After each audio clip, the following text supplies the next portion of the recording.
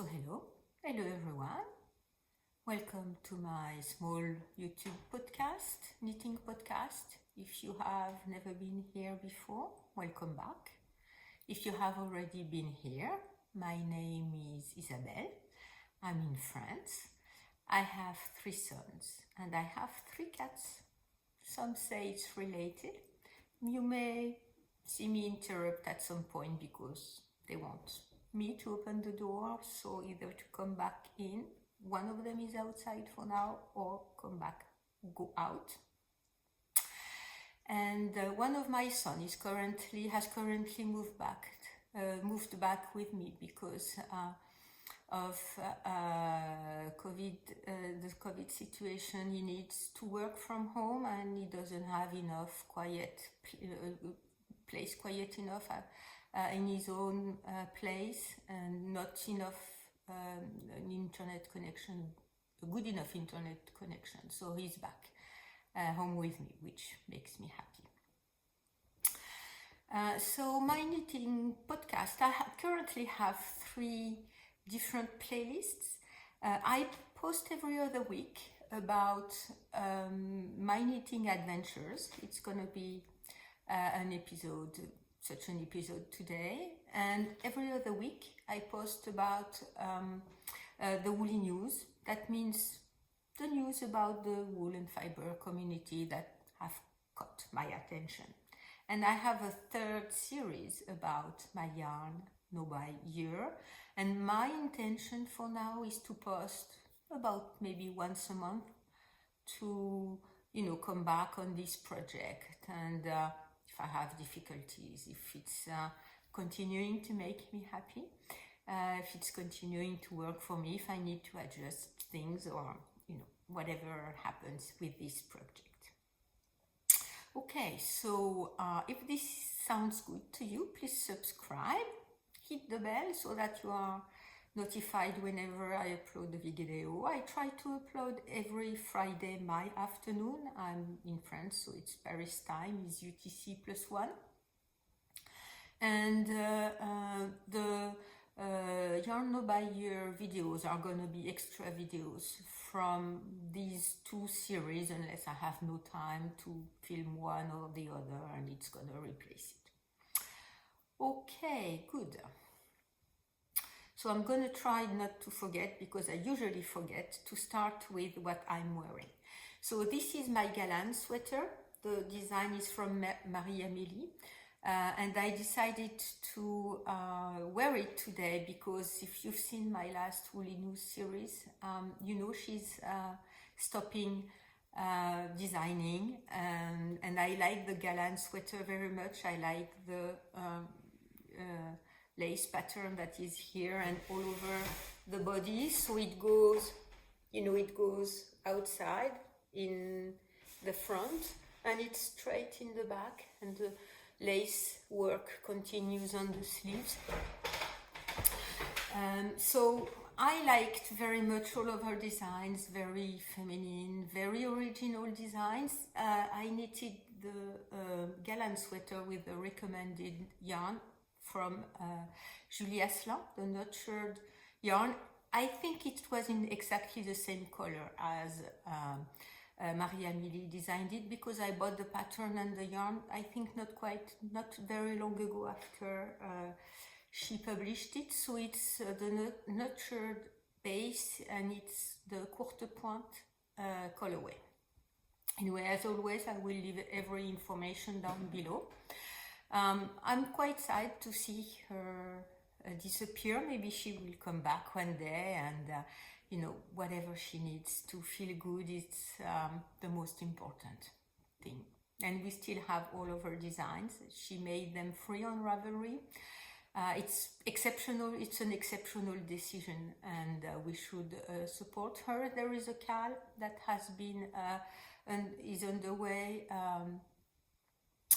with her designs to say goodbye to her. So if you're interested, you can join the CAL. Anyway, the second piece I'm wearing is the Elven Shoal, which my sons they gifted me last Christmas, so 2020, the yarn and the design, and I love it a lot. I like the colorway. It was in Tarja. It was not easy. But anyway, I managed to do it in a way that I like. The yarn is not too much too cramped or too loose. At the intarsia piece, I'm quite happy. I have the bubbles I'm quite happy with too. And the bubbles, you know, so that they get above the knitting piece part. You see, they are above. I usually knit the bubble, whatever suits you, either you turn the work around or you knit backwards, whatever. And just before to go to the next stitch, wrap your yarn around the bubble. You make one full wrap, and then you continue knitting so that the bubble is going to stick out of the fabric. I've seen this advice somewhere. I do not recall where. I'm very sorry. I do not recall if it was on Instagram or, you know, some kind of podcast that I follow. I just cleaned up my subscription this morning because I'm subscribed to too many podcasts, too many temptations. So I reduced my subscriptions to keep only, I still have a lot, only the one I truly watch. Okay, so that's what I'm wearing. So we're gonna move to my finished objects. I have several. One you already have seen in a previous podcast, and I said I was going to talk about, is the chunky fishbone sweater from Neringa Rookie. A very beautiful pattern. I've blocked it now. A big collar that I roll up or roll down. Maybe I roll down. Okay, I roll it that way. So that's the back, and I'm showing you the back first because I think I made a bit of a mistake at the front. Hopefully you won't see it much when I wear it, so that's fine. So with this pattern, slip stitch, no, it's not stitch, it's cable. You cross the stitches. Anyway, on the body, not on the sleeves. I made it, I knitted the small, I knitted the small size because I was thinking it was going to grow a bit and I did not want too big or too small. So I made the small. I made it a bit longer than what she recommends because I'm not with a body shape. You can have very cropped things, at least in my opinion. Maybe you can tell me that doesn't matter and I can wear cropped things, but I'm not quite comfortable with too cropped sweaters. Anyway, so one thing I had to do, maybe it's the yarn, I don't know. I have the end of the cuffs. I made very long ribbing. I think she calls for that. Were flaring out. There were like a bell shape. I did not like this look with this pattern, so I placed a yarn at the top of the cuff to make it go the same length, the same width, as the rest of the cuff. And I'm going to order some kind of elastic yarn or thread. More, it's not a yarn, elastic thread, so that I can replace this piece of yarn that is quite stiff. Anyway, now my mistake. You see, that's the back, and the fish bones, the cables, go very evenly, and this sweater is knitted in pieces, and I like that quite a bit because that gives some structure to the garment. And you shape the back and the front with short rows. So it all went well here because I had already knitted the front, and I kind of realized it was a mistake after I had knitted the collar, and I did not want. Maybe one day, if it's bothering me too much, I will rip it out. Okay, so that's the front. So right at the middle, it's okay. I have these two little cables that stop here, that's fine. my mistake was not to stop this cable here. And then I continued with one, because the other one was the reverse stockinette, with one cable up to here. When I wear it, it doesn't show too much because, you know, it's here, so there is the color that kind of hides it. You can't see it, but anyway, the color, with the way I wear it, it's kind of okay. So that's why I'm keeping it that way. You see, it's a bit hidden with the color, and you know, when you move and everything, you don't see it that much. If it's bothering me too much, sorry, I have yarn. That's, or maybe a cat hair, I don't know. If it's bothering too much, I think I will rip out the color, and I will, you know, undo the sewing part here, and, you know, redo the short rows for the front. That's, I don't know. I don't know if you see it a lot. I'm gonna wear it that way, and I'm gonna decide what to do. For now, I'm keeping it. The yarn is a yarn I got from the Pyrenees, from a mill that doesn't work as a mill any longer.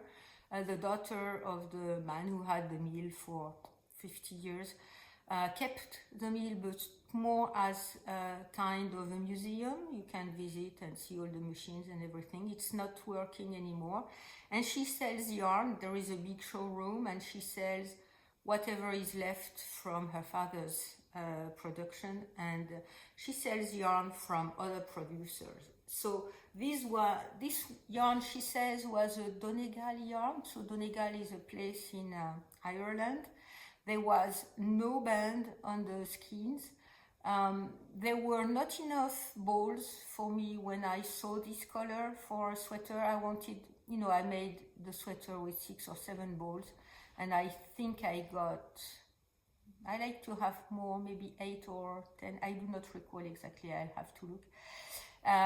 So she ordered the yarn. She did not tell me where it was, she just told me the needle size to knit with. But it's a very, very rustic yarn. She said it's 100% organic yarn. So very, very rustic, and it became very soft after blocking. And I'm not sure if it bloomed the way, you know, you can have some other yarn blooming, but it became extremely soft.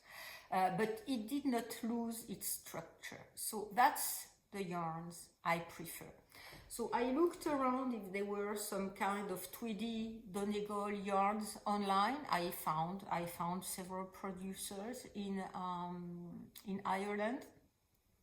I do not know if it's from this place, but I bought the yarn before I have this podcast, so you know, these details were of no importance to me when I got the yarn 2 years ago. So when if I go back to the Pyrenees this summer, I will go to see her, maybe get some more. They have a beautiful blue, and I said that I can go in person in places and buy yarn, so I have to schedule that. And I will ask her where this one is coming from, if she still has it. So that was my first finished object that you have seen in a previous podcast. I was already wearing it.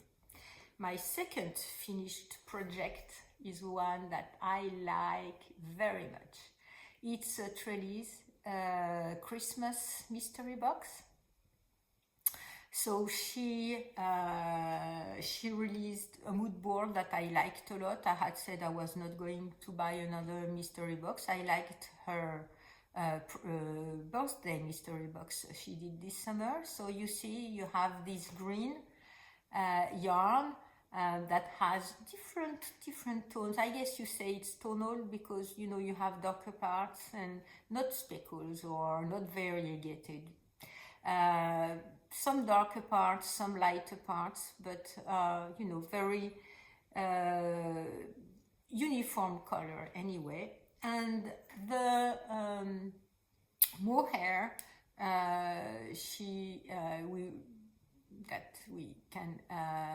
is knitted with the merino part is more variegated mohair with these very deep earthy green tones that I liked very much when she released the mood board. And Meret Butzberger, I hope I'm not butchering your name, Meret. Let me see how it's written. If I can, Butzberger, she's Butzeria on everywhere, Ravelry and Instagram, released this pattern. It's a very easy pattern and very efficient one. It's very beautiful for the hat, and I made the medium size for the number of stitches because I thought it was the good size, but I made the length of the large size because I like my beanies to be a bit slouchy. And with the beanies were wrist warmers or mittens. So there's one. With the same pattern, and very, very. I'm wearing them every day. I guess I will have to wash. I blocked them. I guess I will have to wash them because I usually do not wash my knits, never. But I guess with the pandemic right now, and going out and wearing them every time I go out, maybe I need to be washing them at some point. I don't know, before I store them, maybe. I don't know what I'm gonna do, if I'm gonna wash them, but I have the feeling there is a tendency for them with my hands, and when I go in stores and everything, for grocery stores or something, for them to get more dirty than my sweaters or shawls or coats or everything. Okay, so that's my 2 finished objects, both in green tones. So you've seen I have leftovers I had to make these in a bowl because it was very difficult to knit with it at the end from the cake I had made. I cake my balls by hands. So I have enough. I have about 40 grams, maybe less than 40 grams for each left after the 2 knits. And I think, these are the leftover from this summer birthday mystery box for the fresh peonies. So these are the same yarn qualities. I have about 20 grams left from these summer mystery box from Trellis. And I think I'm gonna knit something with both of them. My idea is to use the stitch pattern from the beanie and make a caul. And as I have about twice as much for the green than the lighter green pinky one, peony one, maybe have either some kind of color work, changing colors according to the, one repeat, and then make maybe a smaller repeat with the pink one and a full repeat with the other one. Maybe that, or maybe make all these ones, the stockinette one in pink, but I think I will need about the same amount. So I need to think about that. I need to think about how many stitches I need for a caul, and I think, about what is here is good. And also I need to think if I want a regular caul that is just a tube, or if I want to shape the caul, make a caul. This I have been wanting to do for a long time, and maybe shape it with short rows so that it goes down a bit more in the front than in the back, so that you have sort of this feeling, and this is the way I like to wear my shawls. So okay, maybe I am going to do that. I need to think. For now, I have several projects in progress, so it's not an emergency for me to think about that.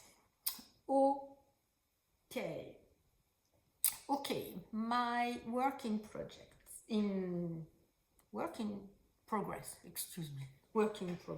my whips.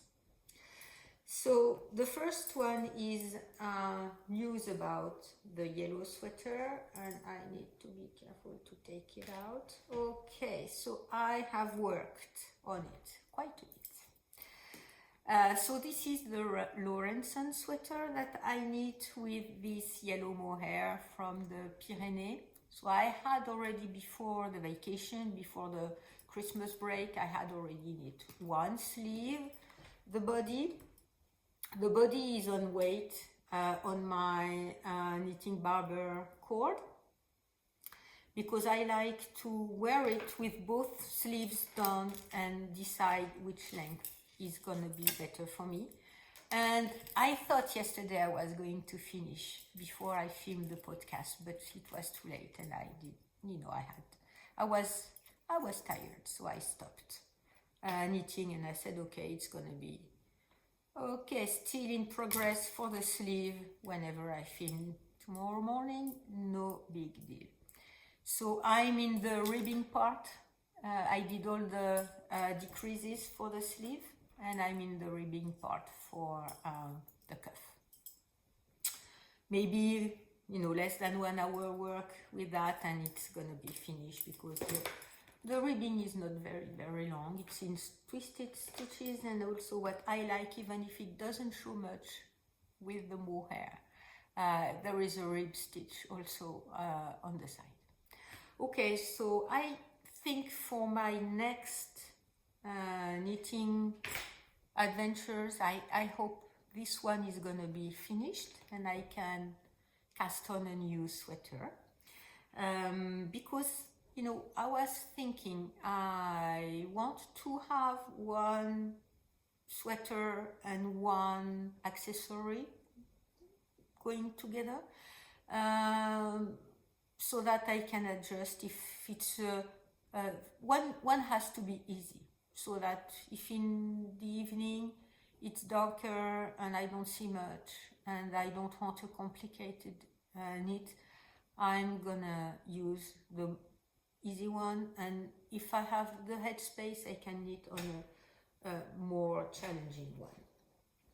So my second work in progress is a cast on. The beanie and the mittens were my Christmas cast on. I cast them on not on the Christmas day because I was in my family away, so I waited on the 27th when I came back to cast them on. So this one is my New Year's cast on. I have talked quite a bit.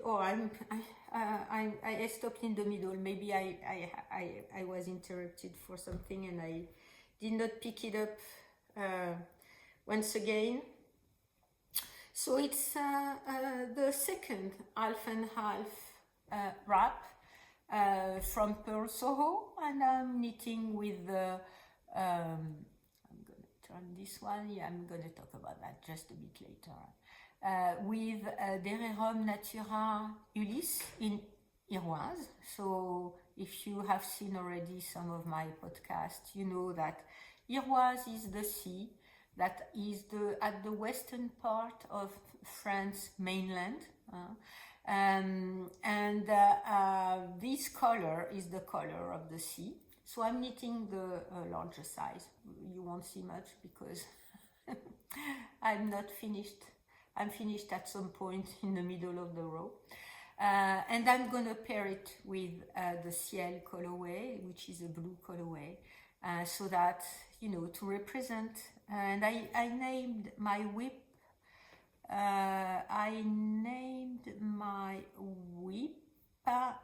from Europe to USA and back, because if I go to the western part of France mainland, I'm gonna be on the beach and the coast of the Iroise Sea, and I will see the blue sky, hopefully blue sky. You know, it's very dark right now, even if it's the middle of the day and I have to have lights. I'm sorry, it's not going to show very well for the colors. But if I look west towards where Caitlin and Jackie are located in the USA for their CAL that they ran last year, this is what I'm going to see, the Iroise Sea with its blue-greenish colors and the blue sky. So this is why I wanted to do that CAL in the first place, and I'm going to do it now because I had to wait over a year to get this colorway from Derrière Nature, and I'm very happy with it. I like it very much. It's a very beautiful, mostly green, but with blue hues into it, and I you know, colder green, and I like that very much. So, you know, with the hat and mittens, with my Fishbone chunky sweater, and with my half wrap CAL, half and half wrap from Pearl Soho, I'm in a blue mood, I guess. I did not in a green, sorry, in a green mood. I'm mostly a blue person, and blue is my black, but you know, I'm knitting a lot of green things right now.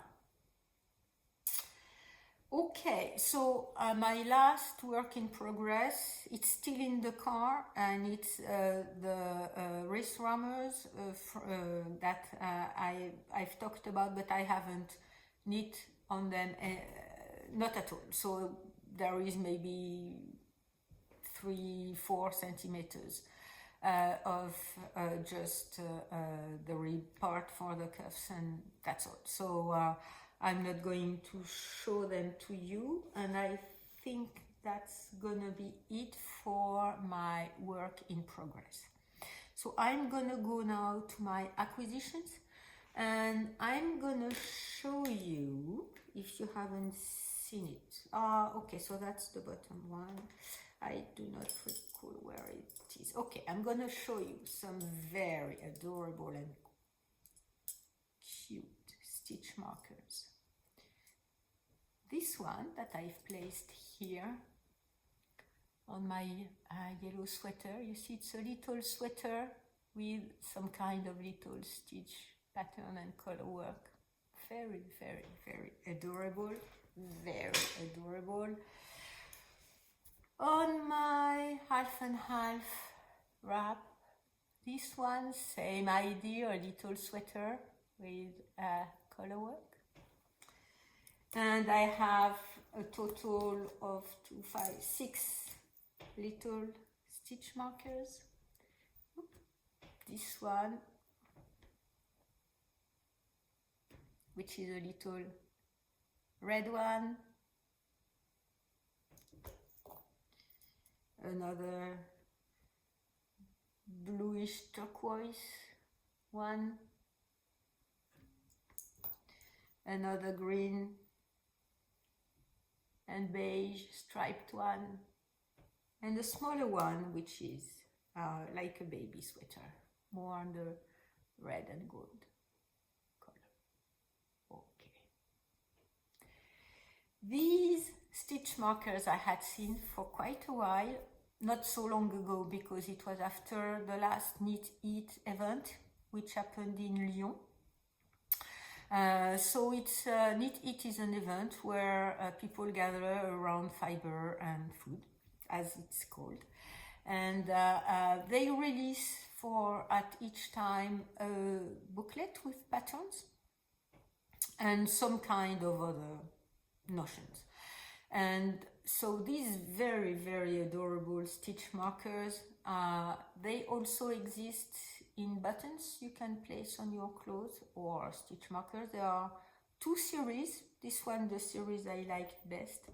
And when my second son, Theo, asked me, you know, what do you want for Christmas? I said, okay, I have one idea, because I had already decided I was going for the no-buy year, and I have plenty of stitch markers. I don't need more. I don't need any stitch marker. I have enough.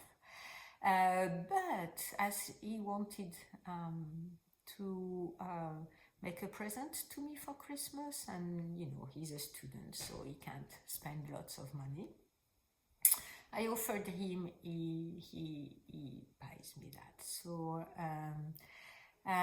So he bought it, and it arrived way after Christmas, because he bought it maybe a couple of days before Christmas, and you know, they were not, they were closed.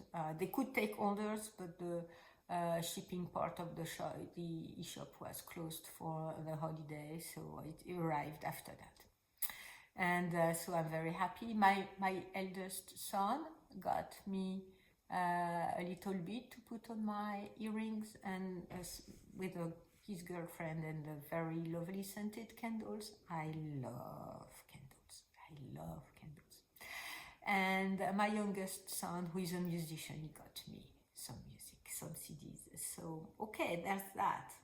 So that was one acquisition, and which was a present.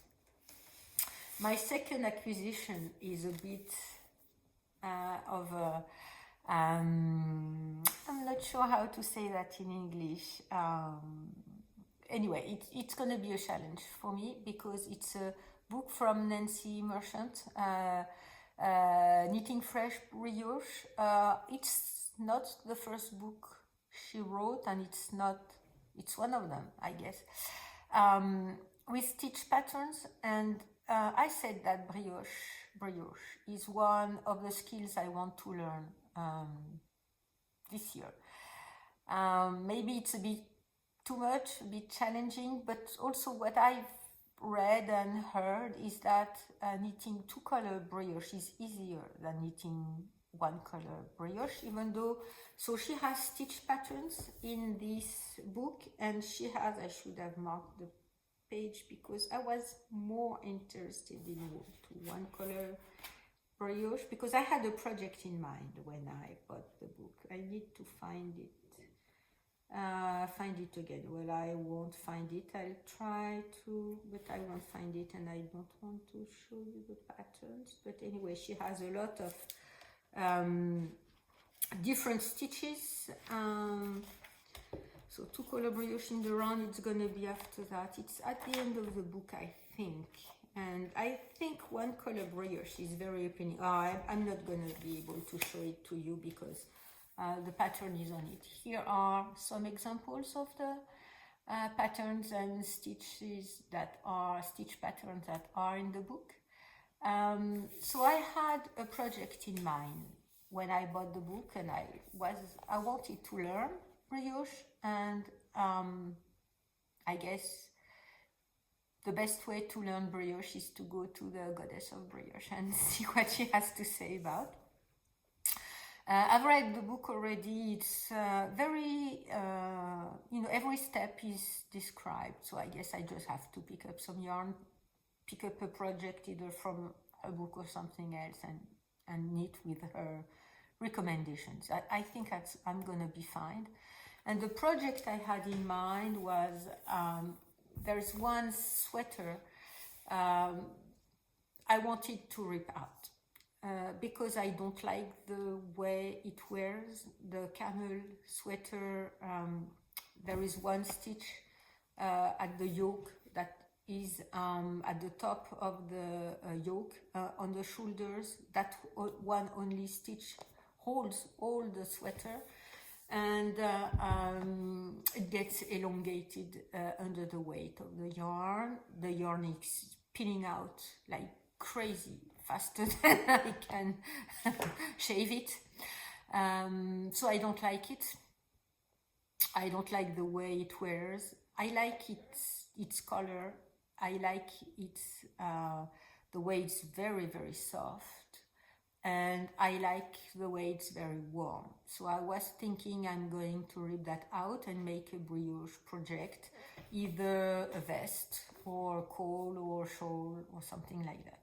Anyway, as it's peeling very, very much, it's not gonna stop peeling if I rip it out and reknit it. And it's gonna keep on bothering me. And is it worth my time to rip it out and knit it again into a stitch pattern I do not know with a one color brioche project? I don't know if it's worth my time and energy, and maybe I won't wear it outside either, because for now I don't wear it outside and I won't be able to wear it outside. So I decided I'm not gonna rip it out. It's done. It's a perfect home cozy sweater, very warm, and it just, you know, fitting in that spot for home wear that you maybe won't be able to wear outside or won't wear outside, but it's perfectly fine and cozy inside. So I guess for now I have to find another project. I have yarn for that, so that's not a problem, but to experiment, so that time maybe two color brioche with a smaller project, and maybe start with the scarf, because from what I've read, knitting in the round is not, you know, you have to follow some of other instructions. So I guess the easiest would be to start with a two color brioche scarf, which is a smaller project with not too many increases, decreases, maybe some kind of stitch effect. You know, brioche is very spectacular when you do these kind of branches here. There are, I don't know, I think every pattern has a chart. No, not on the same, you know, whatever. So these are the ones that are close to what she's shown here, but maybe you see this kind of effect is very impressive and I like it. This is why I got it. So maybe start with that, with a scarf. So that would be a straight piece, no increase, no decrease, and maybe experiment with the stitch pattern. So, okay, so probably this is what I'm gonna do. And if you are interested into my knitting adventures with brioche at some point, and I do not know when, yeah, you'll have some of that in my podcast. Okay, so I think I have finished everything I wanted to talk about. Yeah, 38 minutes. I may have to cut some things. So 30 minutes podcast, that's gonna be good. Well, you know, my knitting has made me happy. I did not take a knit vacation. I wanted to do that, but I could not. And, you know, one of my son is home with his girlfriend, so it's not really possible. But I hope your knitting is keeping you happy too, because, you know, happiness is not gonna automatically come all by itself in your life. You have to actively place it in your life, and knitting is one of the way to place happiness, as long as it's not too complicated and as long as my cats do not make too much noise. Anyway, I hope you will be happy for the next week. I wish you happy knitting, and we'll see you in a week for a Woolly News episode. In the meantime, be happy and happy knitting. Thanks for watching.